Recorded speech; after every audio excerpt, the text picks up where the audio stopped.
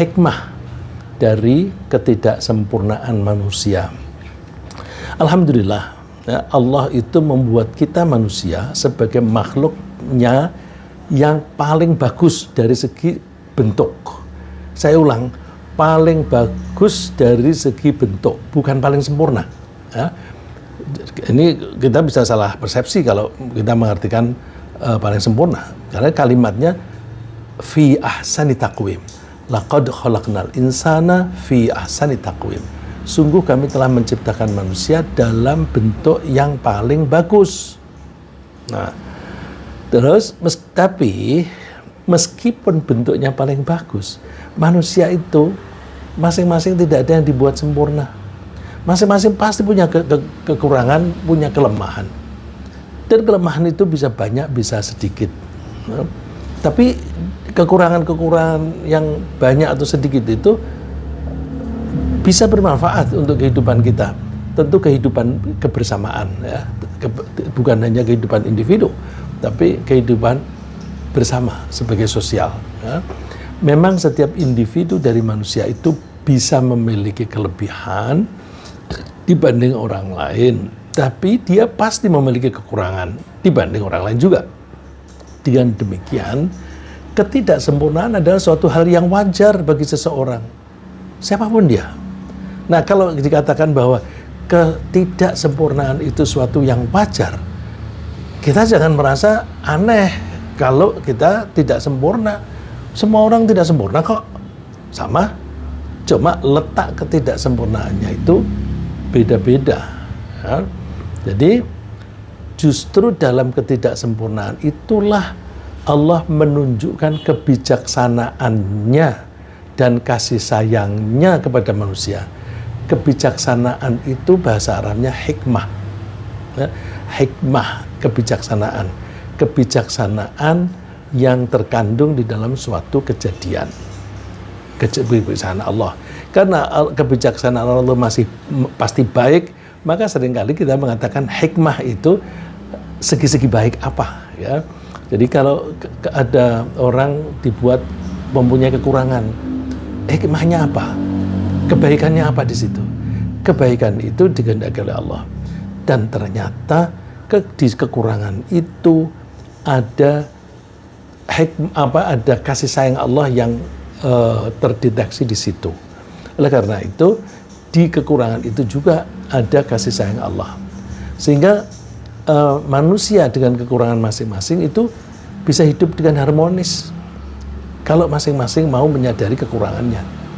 Tapi coba kalau orang tidak mau menyadari hal ini, kalau tidak didasari iman, begitu kita melihat orang lain mempunyai kekurangan, kita merasa kita punya kelebihan. Ini bisa menimbulkan hal negatif, saya menjadi sombong terhadap dia. Tapi coba, kalau sebaliknya, saya merasa kurang, orang lain merasa lebih. Itu bisa buat saya minder, nggak berani berhadapan dengan dia. Bisa juga, saya curiga pada dia, kenapa dia punya kelebihan itu. Kalau saya curiga itu, maka saya bisa mempunyai prasangka-prasangka yang jelek. Lalu saya menuduh dia. Dan bisa juga, kok enak amat dia seperti itu. Lalu muncul rasa iri di hati kita. Nah, iri itu bisa berkembang menjadi dengki. Iri, dengki itu bisa berkembang menjadi permusuhan. Oleh karena itu, hati-hati dengan kekurangan kita masing-masing. Justru kekurangan itu dibuat oleh Allah untuk masing-masing kita, supaya kita bisa hidup dengan harmonis. Nah, ketidakharmonisan dalam kehidupan bermasyarakat itu biasanya muncul dari orang yang tidak memahami dan tidak menerima kebijaksanaan Allah yang menciptakan kekurangan pada masing-masing orang. Nah, jadi kalau ada orang tidak menerima ketidaksempurnaan itu, lalu timbul hal-hal yang seperti saya ceritakan tadi, hal-hal negatif. Nah, itu akan menjadikan bencana pada masyarakat itu. Tapi kalau masing-masing itu bisa menerima keadaan itu, maka masing-masing itu akan punya kecenderungan, aku lemah di bidang tertentu, ada teman yang punya kelebihan, aku minta tolong sama dia. Kalau saya merasa kekurangan sesuatu, saya merasa butuh pada dia. Kalau saya merasa butuh pada dia, dan kita itu punya kecenderungan kan mementingkan diri sendiri. Kalau saya merasa butuh pada dia, maka dia itu adalah bagian dari kepentingan saya. Kalau dia bagian dari kepentingan saya jangan menyakiti dia. Saya harus merawat dia, saya harus menghormati dia dan sebagainya. Ya, maka kita sebagai orang-orang yang beriman mesti memahami hikmah yang terkandung di dalam kekurangan masing-masing, sehingga kita bisa mensyukuri kebijaksanaan Allah. Misalnya, dengan adanya kekurangan bagi setiap orang, konsekuensi logisnya kan adalah bahwa setiap orang itu pasti mempunyai kelebihan di bidang tertentu. Ya. Kalau ada kekurangan, pasti ada kelebihan. Bisa di dua orang yang berbeda, si A punya kekurangan, si B punya kelebihan. Nah, kelebihan dan kekurangan ini itu biasanya akan cenderung mencari keseimbangan. Ya, keseimbangan, kalau kita lihat alam raya ini kan maunya seimbang. Begitu ada udara yang terbang ke atas karena suhunya tinggi, maka gas-gas yang ada di udara itu naik terbang ke atas. Kekosongan ini diisi oleh gas-gas yang suhunya lebih rendah, maka terjadi pergerakan udara. Pergerakan udara ini kita sebut angin. Sebenarnya pergerakan angin itu kan hanya untuk mencari keseimbangan. Artinya bahwa kalau ada manusia itu merasa kurang sebagian itu lebih, maka kalau itu dipertemukan akan terjadi keseimbangan. Plusnya si A diberikan kepada si B, plusnya si B diberikan kepada si A, sehingga terjadi tukar-menukar. Ya, jadi kekurangan dan kelebihan yang dimiliki oleh orang-orang yang berbeda ini memungkinkan adanya kerjasama atau tolong-menolong di antara anggota masyarakat. Bukankah ekonomi itu bisanya bergerak, bisanya tumbuh karena kerjasama? Ya, kerjasama antara orang yang butuh dan orang yang mempunyai kelebihan. Ya, orang yang mempunyai kelebihan, dia membeli barang dalam jumlah banyak dari sumber yang kalau belinya jumlah banyak dikasih murah. Belilah dia jumlah banyak, terus dibawa pulang atau dibawa ke pasar atau dibawa ke toko, kemudian orang mau beli murah, mau beli ngeteng ya, eceran. Nah itu lalu harganya dikasih margin, dinaikkan. Nah ini orang yang membeli ketengan itu bersedia memberi keuntungan kepada yang jual. Keuntungan ini tentu namanya aja keuntungan bagi si penjual. Tapi pembeli juga merasa untung. Karena apa? Kalau aku pergi sendiri ke sumbernya terlalu jauh, transportasinya berapa dan sebagainya. Dan kalau beli harus jumlah banyak, saya nggak punya duit sebanyak itu. Aku bisanya beli hanya sedikit-sedikit. Nah, terus akhirnya terjadilah transaksi-transaksi itu yang kemudian sebagian menolong orang lain dan sebagian ditolong. Dan perdagangan itu juga mekanisme semacam itu. Dan itulah sumber rezeki. Ya, itulah sumber rezeki. Coba perhatikan ayat ini. Ahum yaqsimuna rahmat rabbik. Apakah mereka yang membagi-bagi kasih sayang Tuhanmu? Membagi-bagi kasih sayang Tuhan. Yang dibicarakan kasih sayang. Kasih sayang itu kan sesuatu hal yang besar. Dikasih contoh. Nahnu qasamna bainahum ma'isyatahum fil hayatid dunya. Kamilah yang membagi-bagi kehidupan mereka di dunia, membagi-bagi si A penghasilannya sekian, si B penghasilannya sekian dan sebagainya. Itu Allah yang membagi. Caranya gimana? Wa rafa'na ba'dahum fawqa ba'din darajat. Kami angkat derajat sebagian dari mereka atas sebagian yang lain. Kalau ini lebih, ini kurang. Tapi di bidang yang berbeda, ini lebih, ini kurang. Jadi plus minus. Dengan adanya plus minus ini, liyattakhidha ba'duhum ba'dan sukhriya, supaya sebagian bisa memanfaatkan sebagian yang lain, supaya sebagian bisa menolong orang yang lain, supaya sebagian bisa minta tolong kepada yang lain. Nah, itu kasih sayang Allah. Wa rahmatu rabbika khairum mimma yajma'un. Dan kasih sayang Tuhanmu itu lebih baik bagi orang-orang yang beriman dibanding dengan harta yang mereka kumpulkan. Ya.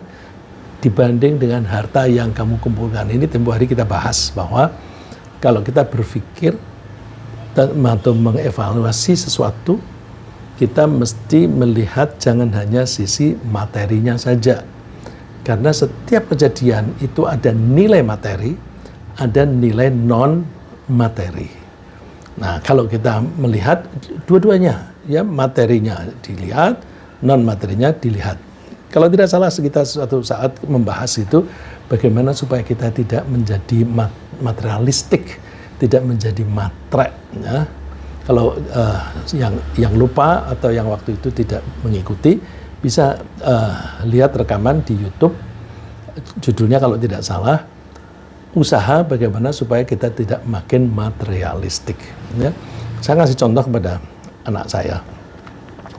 Tentu saya kepingin juga menularkan apa yang saya ketahui, apa yang saya alami, yang baik itu saya tularkan kepada anak.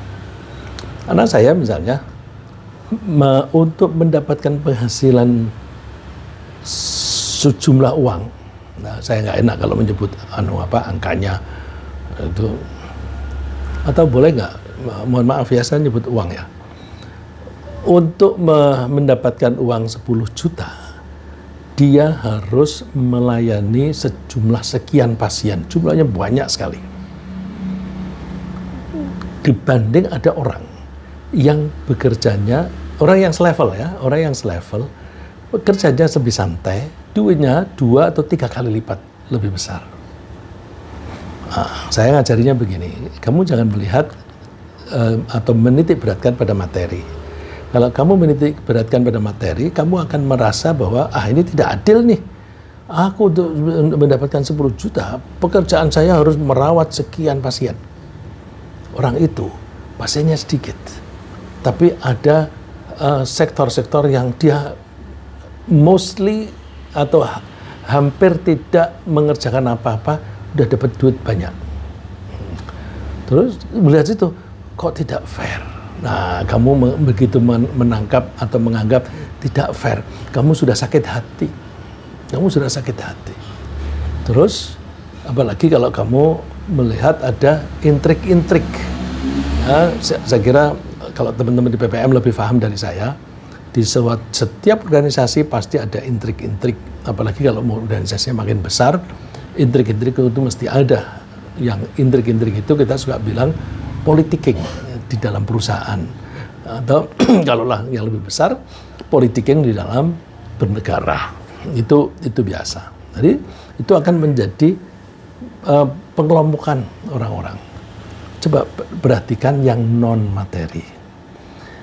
Orang itu misalnya melayani 10 pasien dengan penghasilan yang besar, tapi kamu untuk mendapatkan jumlah yang sama atau jumlah yang lebih kecil, kamu harus melayani 100 pasien. Mana lebih pintar?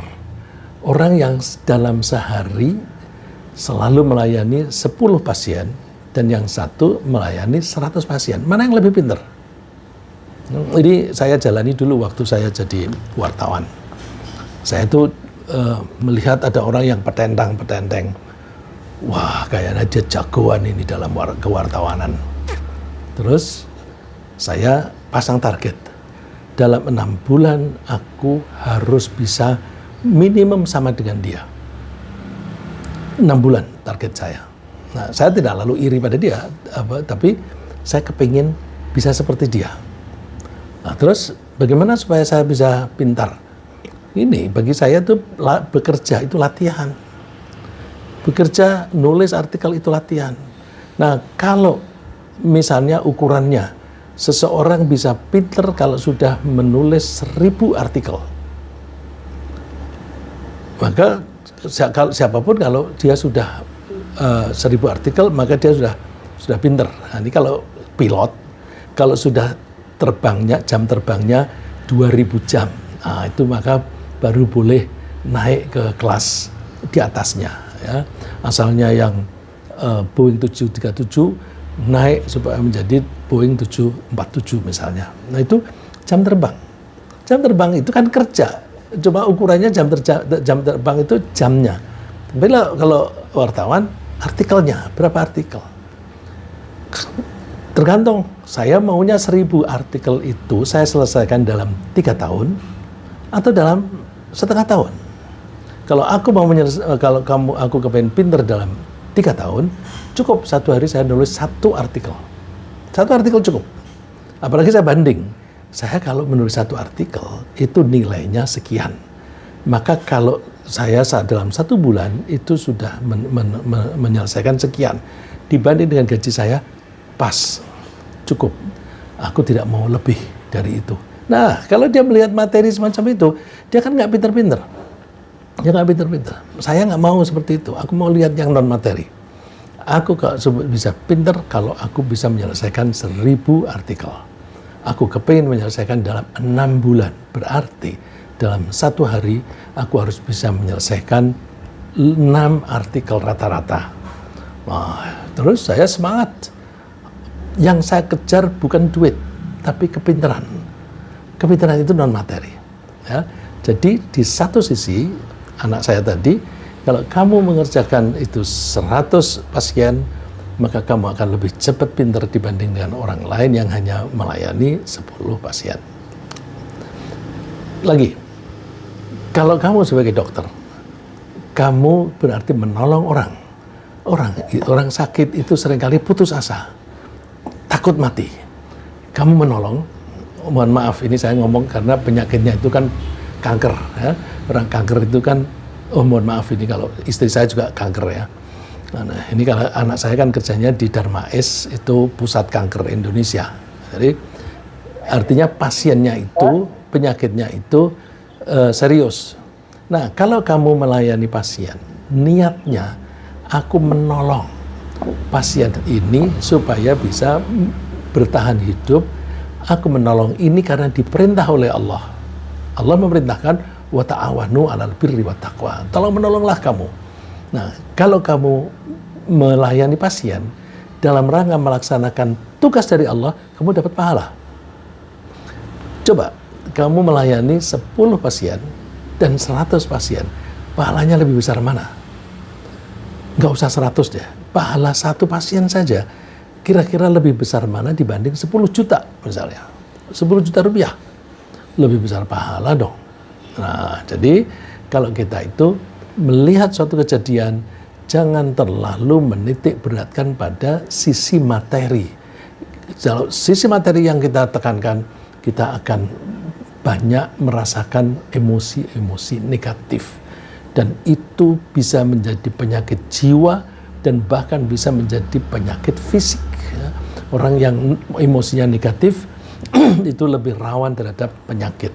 Kalau sudah sakit, lebih sulit sembuhnya.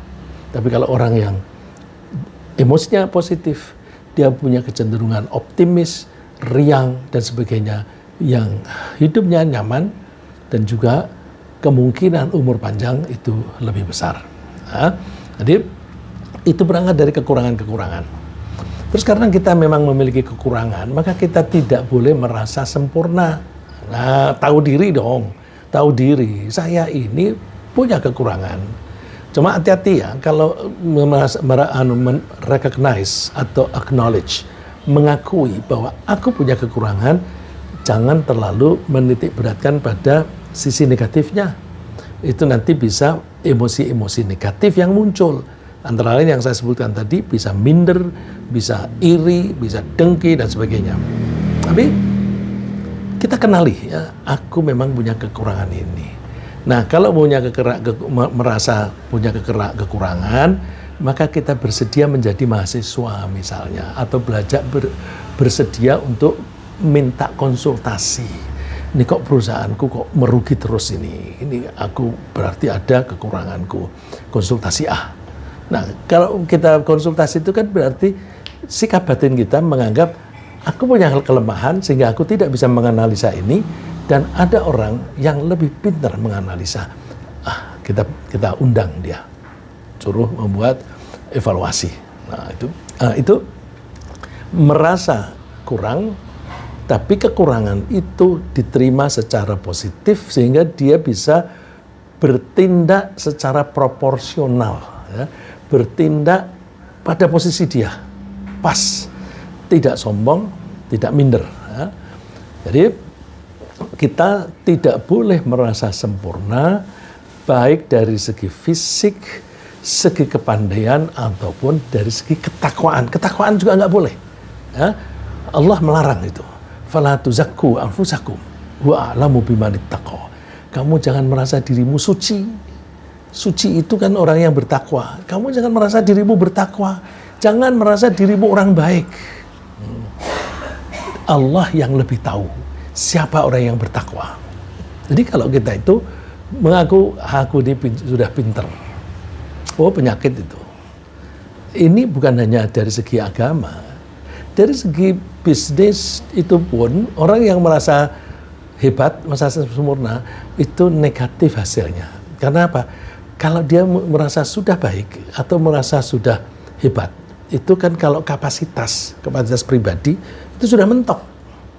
Aku sudah baik kok, ya, kapasitasku segini, dan itu sudah mentok. Karena sudah mentok, dia tidak ada usaha untuk memperbaiki lagi. Udah baik, ngapain aku belajar? Tidak mau belajar. Karena tidak mau belajar, maka dia tidak akan mendapatkan progres, kemajuan-kemajuan nggak ada. Jadi kalau orang yang merasa ya orang sih memuji saya sudah pinter, tapi enggak, saya masih belum pinter. Aku harus belajar lagi, belajar lagi. Nah, itu sama dengan dia mengakui, aku punya kapasitas 100, tapi aku memakainya belum 100. Masih kurang. Aku harus ngejar lagi supaya kapasitasku itu bisa fully utilized, bisa digunakan secara penuh. Kalau tidak dimanfaatkan, maka ada kapasitas-kapasitas yang tidak berguna atau yang suka disebut idle capacity. Ya. Oleh karena itu, jangan merasa diri pinter, jangan merasa diri takwa, jangan merasa diri suci. Kalau orang Barat suka menyebut, complacence is number one enemy of development. Complacency, merasa diri puas, ya, adalah musuh nomor satu untuk pengembangan. Orang yang sudah merasa hebat itu tidak akan bisa berkembang lagi. Rugi kita. Ya.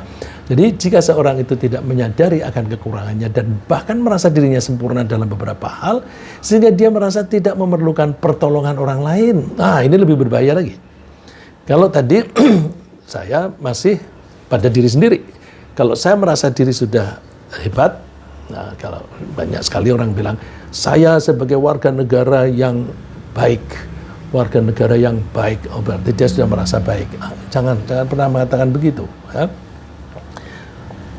Saya sebagai warga negara yang berusaha patuh itu lebih baik, ya, daripada mengaku sebagai warga negara yang baik. Ini saya sebagai wartawan sering mendengar itu, terutama dari misalnya di anggota DPR itu, di rapat-rapat komisi dan sebagainya. Ya, saya sebagai anggota, sebagai warga negara yang baik, kok begitu sih? Nah, saya selalu ingat, fala tuzakku anfusakum. Ya. Nah, ini ada yang lebih berbahaya. Kalau tadi kan membuat dirinya tidak bisa malah mendevelop dia sendiri, tidak bisa membuat dirinya in progress, maju, tidak bisa. Ada bahayanya dalam kemasyarakatan. Apa itu? Orang yang merasa dirinya sempurna, itu biasanya merasa tidak butuh orang lain. Ya. Kekayaanku cukup, aku tidak butuh bantuan orang lain. Aku punya otoritas, punya kekuasaan yang cukup, aku tidak butuh orang lain. Aku punya dukungan yang cukup, aku tidak butuh dukungan orang lain. Aku didukung kelompokku ini, relawan-relawanku itu sudah cukup, aku tidak butuh orang itu. Orang yang misalnya orang, saya mau kepleset menyebut kelompok tertentu. Nanti kalau saya nyebut kelompok tertentu nanti saya dikira berpolitik ya. Jadi pokoknya kalau merasa kecukupan itu berbahayanya apa? Dia tidak merasa membutuhkan orang lain. Kalau dia tidak membutuhkan orang lain, maka dia cenderung untuk berbuat semena-mena, semaunya sendiri. Ya.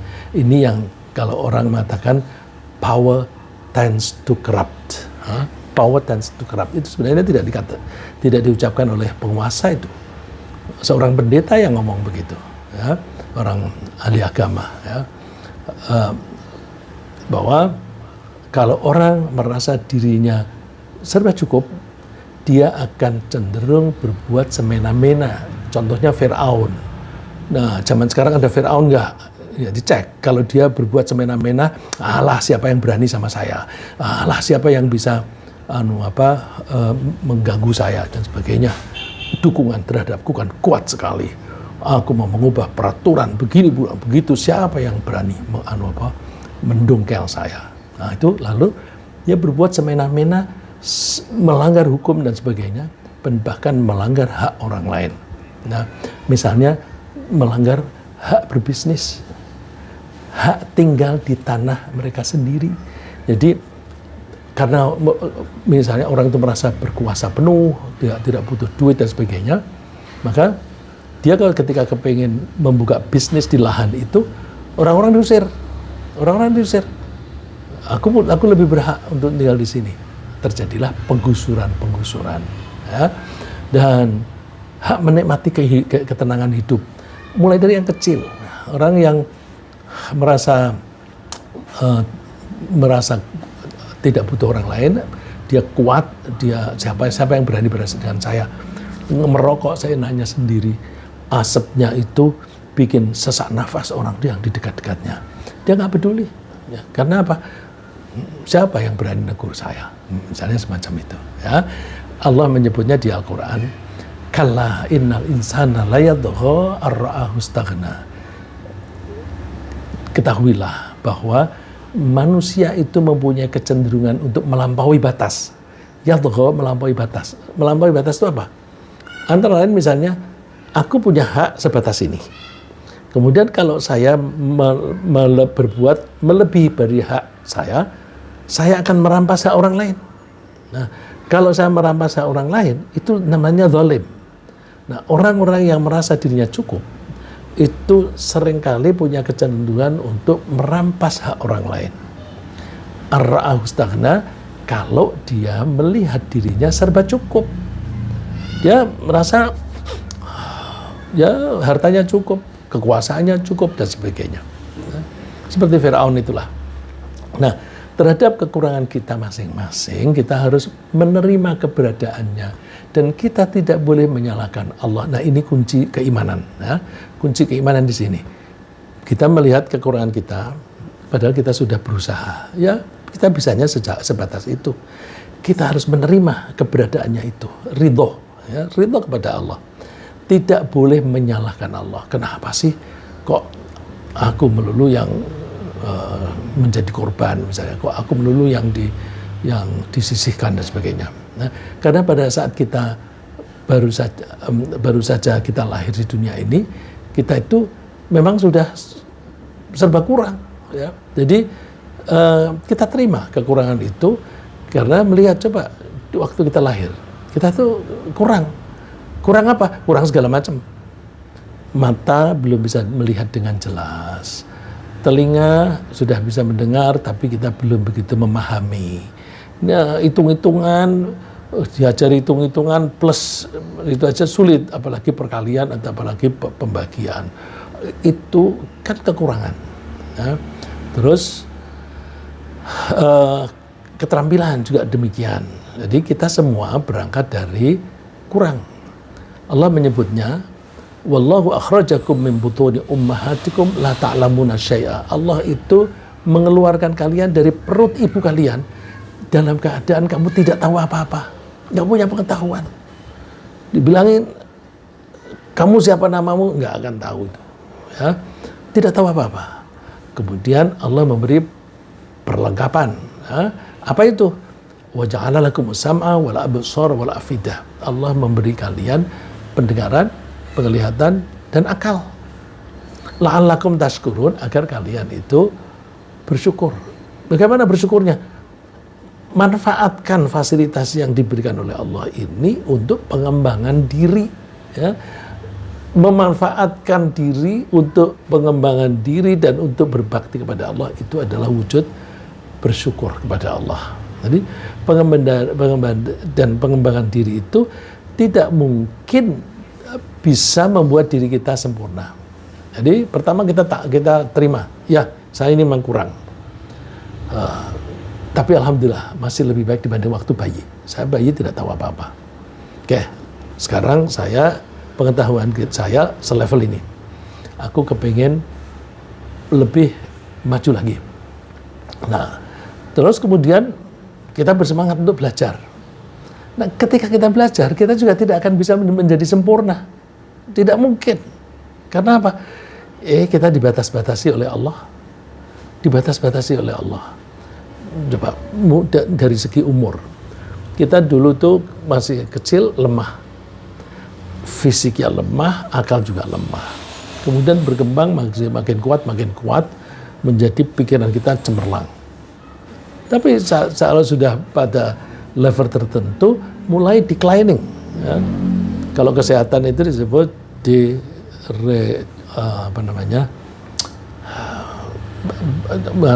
degeneratif, ya. Degeneratif itu kalau dari kesehatan. Dia mengalami regress. Asalnya progres menjadi regress. Nah, itu dari lemah menjadi kuat menjadi lemah lagi. Allahul ladzi khalaqakum min dha'fin thumma ja'ala min ba'di dha'fin quwwatan thumma ja'ala min ba'di quwwatin dha'fa wa syaiba. Allah itu menjadikan kalian itu mulai dari lemah, kemudian membuat kalian itu kuat, setelah itu dibuat lemah lagi dan tua, beruban. Nah, itu memang semacam itu. Itu kan termasuk pembatasan. Kita mau belajar kuat, kalau sudah umur makin banyak, makin mudah lupa. Ya. Jadi itu sudah membatasi kemampuan kita. Tidak mungkin kita sempurna. Belum lagi waktu. Kita kalau mau belajar, itu butuh waktu. Waktu yang bisa kita sisihkan untuk belajar itu tidak banyak. Coba deh, bapak-bapak, ibu-ibu. Ketika kuliah dulu, waktu belajar agak longgar. Terus ketika jadi dosen, ya masih tetap belajar. Tapi waktunya kan terbatas. Karena waktu ada yang harus disisihkan untuk ngurusi anak. Kalau sudah punya cucu, ngurusi cucu. Atau ngurusi suami, ngurusi istri. Terus berangkat saja dari rumah ke tempat mengajar atau tempat kerja, butuh 1 jam atau bahkan lebih. Pulang juga begitu. Terus capek, istirahat dulu. Waktu yang bisa digunakan untuk belajar itu paling setengah jam, 1 jam. Nah, waktu yang pendek itu tidak mungkin bisa kita gunakan untuk mempelajari satu masalah saja secara tuntas. Ya. Satu masalah secara tuntas. Itulah sebabnya makanya kita itu suka membagi-bagi. Kamu belajar itu nggak sanggup kamu menyeluruh. Udah kamu fokus saja di marketing. Aku lebih kuat di production. Oke, kamu belajar production. Marketing sementara kamu nggak usah tekuni. Ngerti sedikit-sedikit nggak apa-apa. Tetapi yang kamu tekuni production. Terus ada yang minatnya tidak di situ. Terus waktunya terbatas. Udah kamu mempelajari tentang human resource, ya, seperti Bumia ini menekuni human resource. Tidak sempat mempelajari yang lain, ya, tidak sempat. Itu pun hanya di bidang manajemen, ya. Tapi di bidang-bidang lain nggak tahu. Gitu. Jadi memang Allah membuat batasan-batasan sehingga tidak mungkin satu orang bisa sempurna benar. Karena manusia tidak bisa sempurna, maka itu harus disadari, maka ketidaksempurnaan itu dipakai oleh Allah untuk kita saling tolong-menolong. Ya. Orang miskin penting nggak? Penting. Kalau orang kaya semua, kita itu tidak bisa atau sulit mencari pegawai, mencari pekerja. kita akan sulit mencari orang yang mau menyapu lantai kita, mau ngepel di ngepel di mall setiap saat, jalan terus nyapu dan ngepel. Kalau semuanya kaya, nggak ada yang mengerjakan itu. Jadi memang diperlukan orang yang punya kekurangan. Tapi kita jangan membuat diri kurang. Nah, udah deh, aku nggak usah belajar. Nanti aku jadi tukang sapu aja. Oh, tukang sapu itu juga butuh keahlian tertentu ya. Jadi jangan membatasi diri. Kita tanpa membatasi diri saja sudah terbatas. Nah, karena keterbatasan itu, maka kita itu mesti ada yang kelewat. Ya. Ada kelewat, dan kalaupun kita belajar, itu kadang-kadang kita itu lupa. Salah langkah. Atau kita sudah membuat perhitungan, tetapi ternyata hasilnya seperti itu. Atau bisa juga kita merasa terpaksa. Ya. Merasa terpaksa. Saya itu kadang-kadang pernah merasa begini. Aku ini dilahirkan oleh ibuku, dididik oleh orang tuaku, aku sekolah, aku ngaji dan sebagainya. Sekarang umurku yang bisa saya sisihkan semua saya berikan kepada satu perusahaan yang produknya berupa ini. Nah, ini nggak benar ini. Aku harus lebih bermanfaat dibanding itu. Itu sudah bermanfaat, tapi manfaatnya diambil oleh perusahaan itu. Aku kepengen manfaat lebih luas, yaitu apa? Apa yang saya miliki bisa dimanfaatkan oleh orang banyak. Nah, itu yang mendorong saya pensiun aja lah. Kalau pensiun itu kan merdeka. Dengan kemerdekaan itu kita bisa membuat diri kita lebih produktif, membuat diri kita lebih bermanfaat. Ya. Terus kita masih diberi kelemahan. Kalaupun kita rajin belajar, kita suka lupa. Dan ketika bekerja juga suka lupa, sehingga membuat kesalahan. Nah, kesalahan yang disebabkan karena lupa dan karena khilaf begitu, Allah Maha Pengasih, kita dimaafkan. Nah, Rasulullah mengatakan, Innallaha tajawaza li an ummati al-khata'a wan nisyan wa mastukrihu alaih. Allah mengampuni, ya, tidak menganggap dosa kepada umatku kalau mereka melakukan sesuatu karena khilaf, salah tidak sengaja. Ya. Salah tidak sengaja itu banyak sekali ya. Wan nisyan karena lupa. Ya namanya lupa. Nabi Adam itu kenapa makan bagian dari pohon yang dilarang itu? Karena lupa. Ya. Wa mastukrihu alaih, dan apa yang mereka dipaksa untuk melakukan itu. Nah, itu dimaafkan oleh Allah. Nah, karena ketidaksempurnaan adalah hal yang normal dan sering terjadi tanpa disengaja, maka kita mesti bisa membangun sikap menerima atas kekurangan kita sendiri dan sekaligus mengakui akan kelebihan orang lain. Aku kurang di bidang ini, orang lain punya kelebihan di bidang yang sama.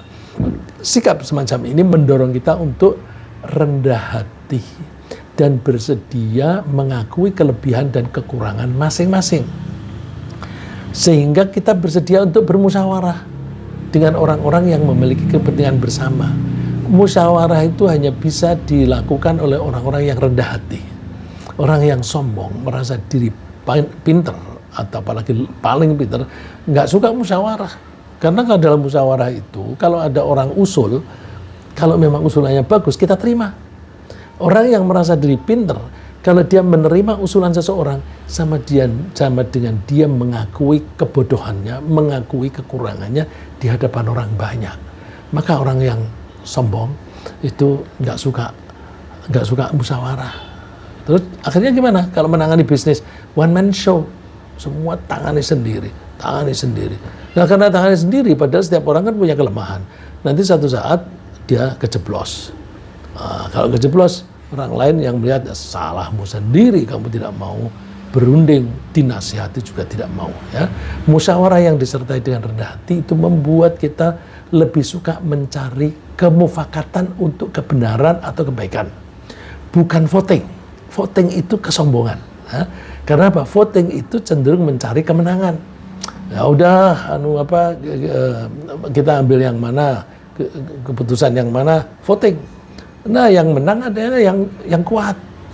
Kalau secara politik yang kuat itu yang orangnya lebih banyak, yang anggota DPR-nya itu lebih banyak. Itu kesombongan. Pernah DPR itu memvoting benar atau salahnya yang dilakukan oleh seseorang. Ini benar apa salah? Waktu itu seorang pejabat tinggi melakukan sesuatu, kemudian dinilai dia bersalah atau tidak. Nah, itu pakai voting. Kebenaran kok pakai voting. Nah, nggak mungkin. Itu berarti lembaga DPR, namanya DPR, itu kan perwakilan atau MPR, ya, itu kan tempat permusyawaratan, tetapi buktinya yang dilakukan bukan musyawarah sepakat, tetapi musyawarah untuk menang-menangan. Ya, padahal Pancasilanya itu mengajak musyawarah sepakat. Sepakat itu harus disertai dengan rendah hati. Nah, musyawarah yang disertai rendah hati itu membuat kita lebih suka mencari kemufakatan untuk kebenaran atau kebaikan, bukan secara voting. Musyawarah semacam ini bisa makin mempererat persaudaraan dan mendukung pada kekompakan. Allah memuji orang-orang yang suka bermusyawarah. Wa amruhum syura bainahum. Urusan mereka itu diputuskan dengan musyawarah di antara mereka. Nah, sikap rendah hati sambil bersedia mengakui kekurangan diri itu juga bisa mendorong kita untuk menerima saran dan nasihat orang lain jika dirasa nasihat itu baik adanya. Orang yang sombong nggak mau menerima nasihat. Ya, kata-kata yang suka keluar, alah kamu anak kemarin sore tahu apa. Padahal kebenaran itu dan kebaikan tidak harus keluar dari orang yang senior yang sudah pengalaman banyak.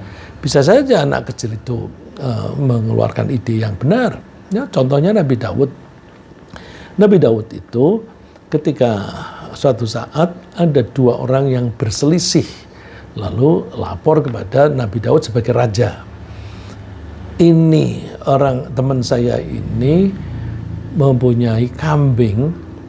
Malam-malam kambing itu masuk ke kebun saya dan rusaklah kebun saya. Saya minta diadili. Jadi gimana itu caranya? Yang rusak kan kambing. Terus minta diadili. Tapi yang punya kambing nggak punya duit untuk kompensasi. Nah, tapi saya nggak punya biaya untuk mengembalikan itu.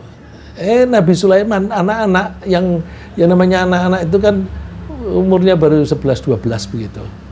Dia main-main di dekat bapaknya yang sedang di kantor. Nyeletuk dia. Oh, gampang.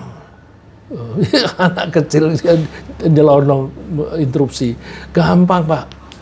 Gini aja, kambingnya dipinjamkan kepada yang punya kebun. Yang punya kebun diizinkan untuk memeras susunya. Nanti susu itu dihitung sampai nilainya sama dengan kerusakan kebunnya itu. Kalau sudah sama dengan itu, kambingnya dikembalikan lagi kepada yang punya.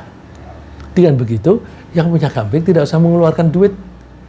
Dia izinkan saja orang itu menguasai kambingnya untuk diperah susunya. Dan itu dipakai keputusan itu dipakai sebagai keputusan Nabi Daud, dan itu direkam di Al-Qur'an. Ya. Nah, kesediaan menerima nasihat itu akan sangat berarti dalam memperbaiki diri dan membuat kemajuan di masa depan. Beruntung orang yang mau bermusyawarah, mau menerima nasihat. Seperti firman Allah, wal asri innal insana lafi khusrin illa alladzina amanu wa amilus solihati wa tawassaw bil haqqi wa tawassaw bis sabr. Demi masa semua orang itu rugi kecuali orang yang beriman dan mau beramal soleh. Amal soleh yang paling penting di situ adalah mau saling menasihati dalam kebenaran dan mau saling menasihati di dalam kesabaran. Saling, ya, kata saling ini berarti memberi nasihat yang mau, menerima nasihat juga mau. Nah, sikap rendah hati dan menerima atas kekurangan diri juga bisa mendorong kita untuk mengakui kesalahan kita. Kalau kita mau mengakui kesalahan kita, itu akan membuat kita bersedia minta maaf. Orang yang sombong tidak mau minta maaf. Karena minta maaf itu sama dengan mengakui kesalahan. Mengakui kesalahan itu sama dengan mengakui kebodohan. Mengakui kebodohan sama dengan mengakui dirinya rendah. Jadi orang yang sombong itu mengaku dirinya tinggi. Dia tidak mungkin minta maaf. Sudah salah begitu kok tidak mau minta maaf. Ya yang namanya sombong. Nah orang yang sombong itu biasanya orang yang egois. Egois kalau sudah mentok itu namanya narsis. Orang narsis itu tidak mungkin dinasehati. Dia akan berbuat semaunya sendiri. Mau dinasihati oleh anggota DPR, oleh siapapun, apalagi rakyat jelata. Bila perlu orang yang protes itu masukkan penjara. Itu karena kalau orangnya itu sombong, tidak mau mengakui kesalahan, maka kalau ditegur sebagai salah, yang negur itu yang dipenjarakan. Nah, Allah itu mau mengampuni orang yang mau mengakui kesalahan dan minta maaf. Thumma inna rabbaka lilladzina 'amilu su'a bijahalatin thumma tabu min ba'di dzalika wa aslahu inna rabbaka min ba'diha laghafurur rahim. Tuhanmu itu mau memaafkan orang-orang yang berbuat buruk karena tidak tahu, ya. Berbuat kesalahan karena kita tidak tahuan. Kemudian dia bertaubat, minta maaf dan memperbaiki perilaku. Allah itu Maha Pengasih, Maha Pengampun. Nah, kemudian karena Allah selalu bersedia mengampuni kita, jika kita memohon ampun, maka kita tidak perlu merasa stres. Nah, orang yang merasa kekurangan kan suka merasa tertekan diri, menjadi stres. Nah, kita sadari bahwa memang kita pada tempatnya kurang kok. Dan kalau salah, udah minta maaf kepada Allah. Nah, itu bisa melegakan pikiran kita, melegakan perasaan kita, nggak perlu stres. Dan orang yang imannya baik itu nggak ada stres. Ya. Allah berfirman, "Qul ya ibadiyalladzina asrafu ala anfusihim la taqnatu min rahmatillah." Hai hamba-hambaku yang telah berbuat berlebihan, jangan kalian berputus asa terhadap kasih sayang Allah. Innallaha yaghfiru dzunuba jami'ah. Allah itu akan mengampuni semua dosa-dosamu. Sesungguhnya Allah itu innahu wal ghafurur rahim. Allah itu Maha Pengampun dan Maha Penyayang. Tapi syaratnya mau mengakui kesalahannya dan mohon ampun. Mudah-mudahan kita dengan mempelajari semacam ini memperkuat keimanan kita. Kita mempunyai persepsi yang baik terhadap apapun yang diciptakan oleh Allah, apapun yang diputuskan oleh Allah, apapun kebijaksanaan Allah, termasuk memberi kekurangan kita masing-masing. Ringkasnya apa yang kita bahas pagi ini, bahwa manusia itu dibuat dengan atau dalam bentuk yang terbaik tapi tidak sempurna. Pengakuan diri sempurna itu mendorong orang untuk melampaui batas. Masing-masing orang itu memang dibuat oleh Allah berangkat dari nol. Ya. Waktu lahir, semua orang memulai dengan titik nol atau dari titik nol. Kemudian pengembangan diri tidak mungkin sempurna karena kita ini dibatasi tenaga kita, jangkauan kita, waktu kita, dan juga keberadaan pelatih, dan juga keberadaan sarana, semua terbatas. Karena semuanya terbatas, maka kita tidak mungkin bisa menjadi sempurna. Nah, kekurangan itu mendorong manusia untuk bekerja sama, untuk bermusyawarah dan saling menasihati. Pengakuan akan kekurangan diri membuat orang akan menjadi merendah hati, bersedia minta maaf, dan bisa terbebas dari stres. Demikian, mudah-mudahan Allah membuat kita rendah hati, bersedia memohon maaf atas kekurangan kita, dan siap bertindak untuk kemajuan kita sendiri. Amin.